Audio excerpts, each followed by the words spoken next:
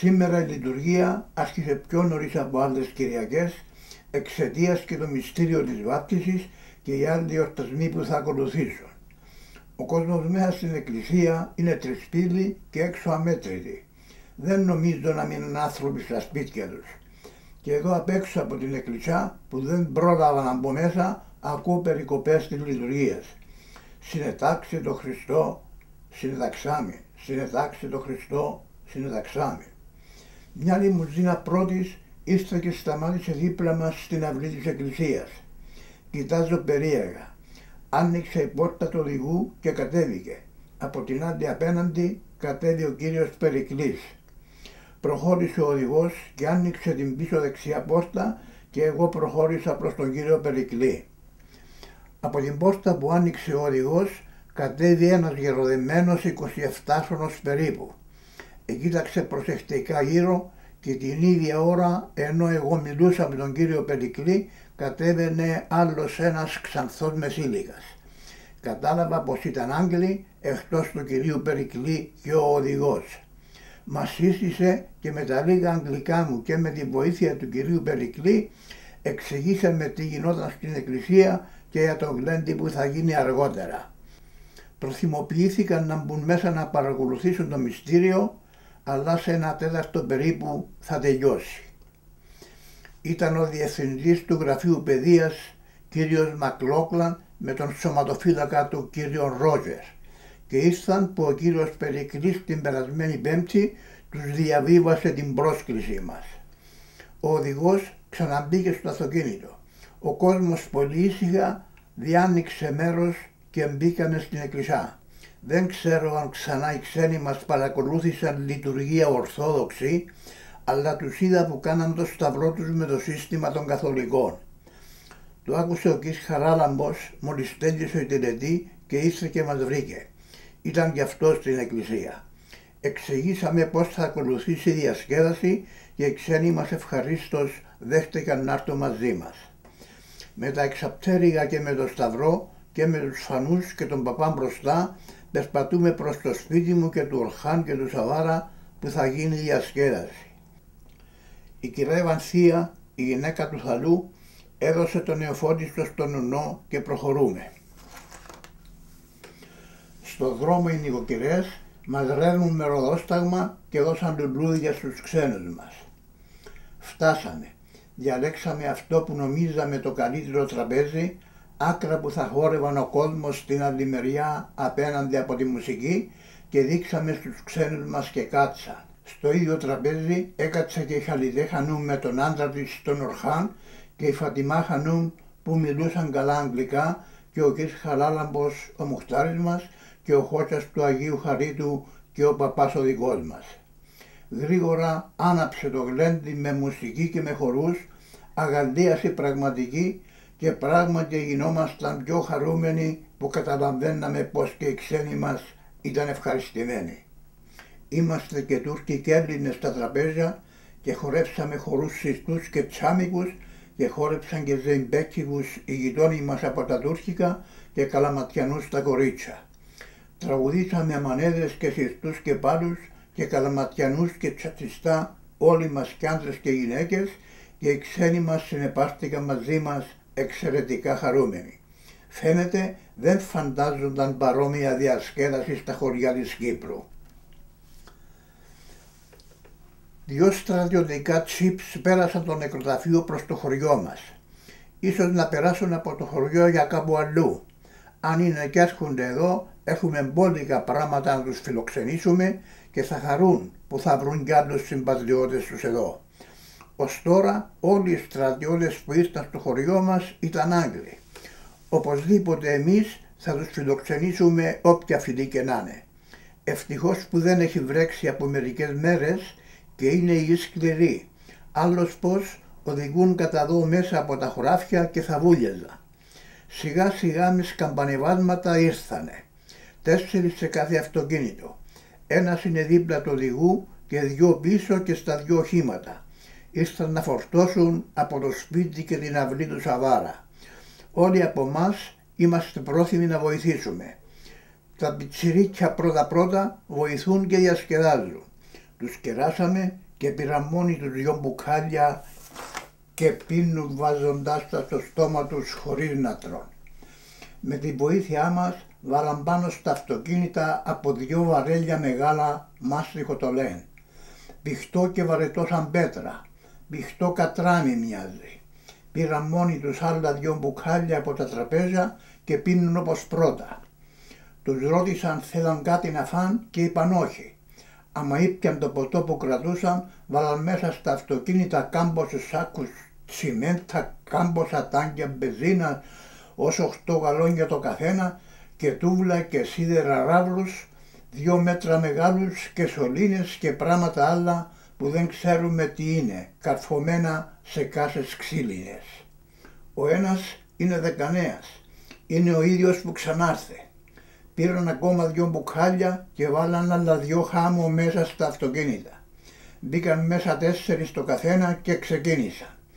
Φαίνεται πως ο δεκανέας με κατάλαβε επίσης. Με ρώτησε πόθε να παν γιατί φορτωμένοι ήταν δύσκολα από εκεί που ήρθαν. Προσπάθησα να τους εξηγήσω και τα παιδιά που άκουαν κατάλαβαν και μου είπαν να τους πάρουμε ως το κατήφορο. 200 περίπου μέτρα ευθεία από εδώ και όλος ο δρόμος φαίνεται ολοκάθαρος. Κοντά εκεί που ξεστράτησαν για να έρθουν.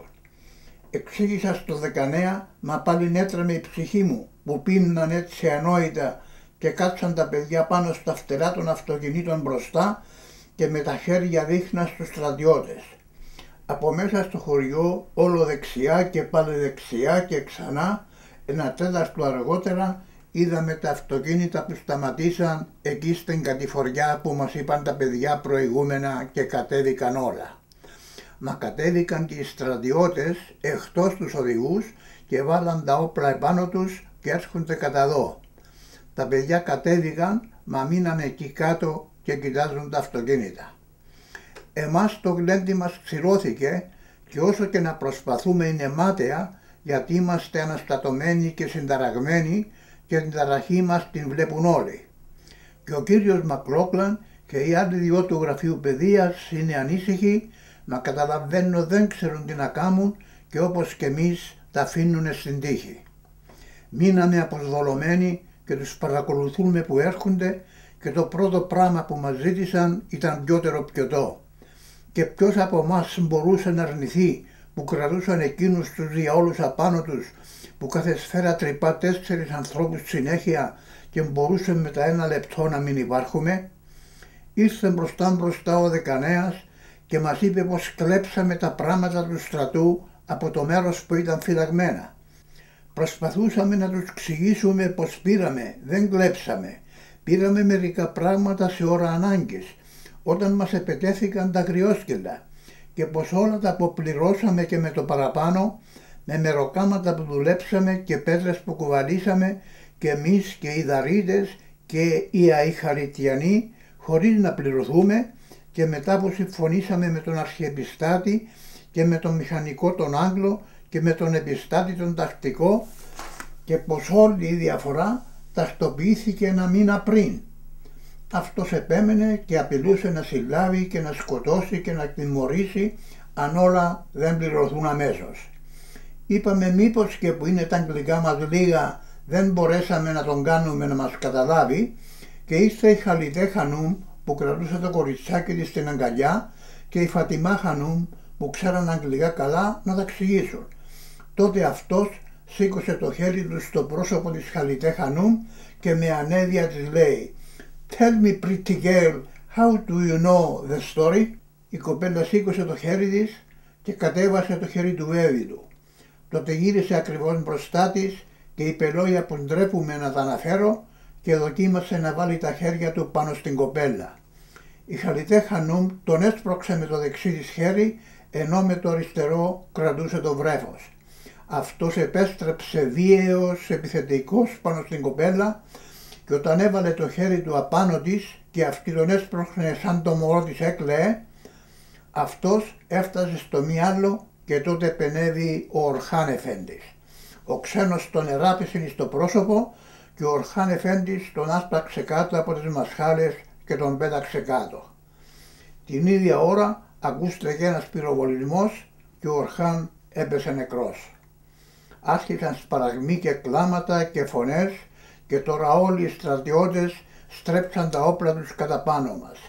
Σημάδευαν και τον κύριο Μακλόκλαν και τα τραπέζια αναποδογυρίζονταν από τον κόσμο που έτρεχε να φύγει και ο κύριος Μακλόκλαν τους είπε πως έπρεπε να σταματήσουν και αυτός που τον σημάδευε τράβηξε τον σύρτη του όπλου του για να πυροβολήσει. Στο δευτερόλεπτο ο κύριος Ρότζερ, που βεβαιώθηκα τώρα πως ήταν σωματοφύλακας του κυρίου Μακλόκλαν, τεινάχτηκε ψηλά όσο τον πόη του και κλώτσισε στο χέρι τον στρατιώτη. Το όπλο πυροβόλησε ψηλά και το ξέφυγε. Οι άλλοι στρατιώτες πυροβολούσαν στον αέρα και γίνηκε πανδαιμόνιο. Το όπλο που ξέφυγε από τον στρατιώτη από την κλωτσά έπεσε πάνω και δίπλα στον Νικόλα και την ώρα που το κοίταζε 2 στρατιώτες τον πυροβόλησαν και έμεινε κι αυτός. Εκεί κάτω που ήταν τα αυτοκίνητα σταματημένα, ο ένας από τους στρατιώτες οδηγούς, αυτός που ήταν στον μπροστινό αυτοκίνητο, πήδηξε να πάει στον άλλο να μιλήσουν φαίνεται για αυτά που άκουαν και βλέπαν και κρατούσε και τον μπουκάλι με το ποτό στο χέρι.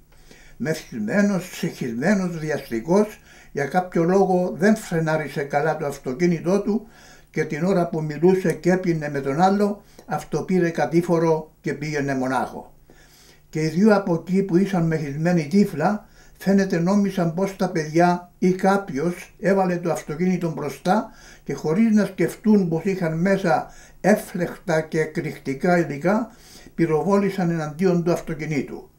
Άστραψε μέρα μεσημέρι και τεινάχτηκε φωτιά και λάβα σαν ηφαίστειο και ακούονταν οι εκρήξεις σαυλοντές και κεραυνοί και πεταγόταν η φωτιά ψηλά 200 μέτρα. Γύρισαν και οι στρατιώτες από εδώ και πυροβολούσαν και τα 2 αυτοκίνητα και σκότωσαν και τους 2 τους συντρόφους τους και επαναλήφθηκαν οι εκρήξεις και οι αστραπές και η φωτιά για ώρα πολύ.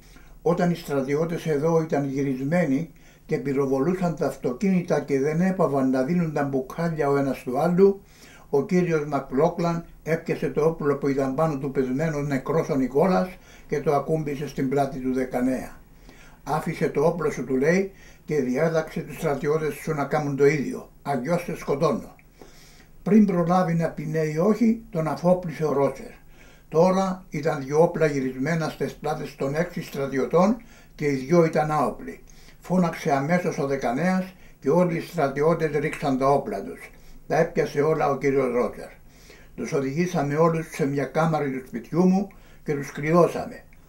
Απόξω κάθισε οπλισμένος ο κύριος Ρότσερ και πρόσεχε. Αυτοί μέσα τραγουδούσαν.